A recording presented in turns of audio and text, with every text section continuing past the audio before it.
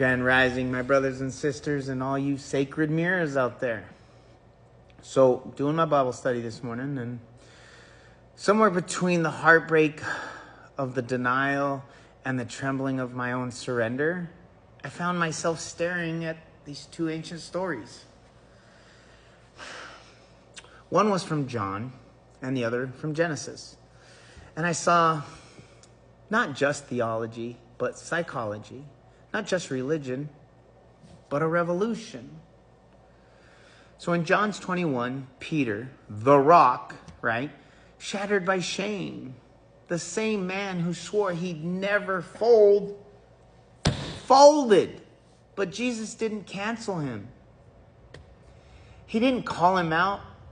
He called him back. Not once, not twice, but 3 times. One for every time he denied him, he says, "Do you love me?" It wasn't a punishment.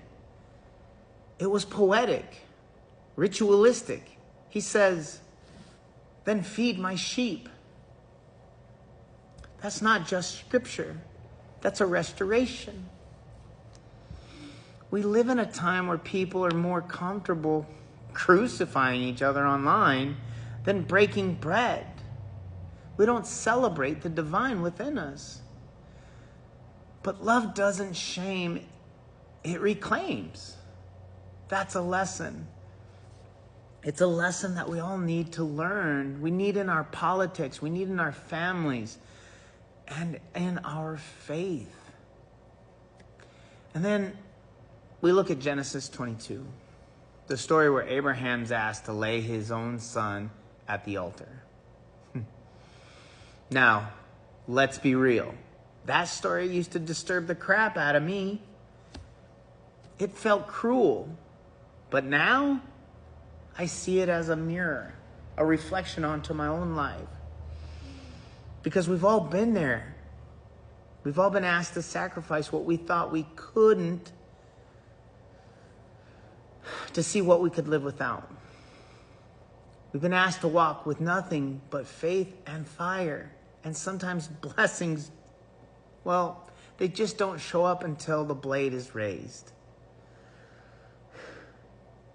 And that voice that says, stop, that moment right there in the space where obedience meets awakening, it's the testing. It's the testing ground of the trust that we have in the divine. And here's the hard truth, guys. In a culture that preaches comfort, we've lost our relationship with the sacred tension. Comfort's where we go to die. We want certainty, but God deals in mystery. We want promises, but purpose, it comes through pressure. So these stories that we read, they're not just holy, they're human. Peter failed, but still fed the people. Abraham trembled, but still trusted the path. I've lived both these chapters. Yeah, I've betrayed myself, laid my dreams at the altar, and what remains now? It's not perfection. It's presence. It's not power, but peace. So, we're not here to be gurus or gods.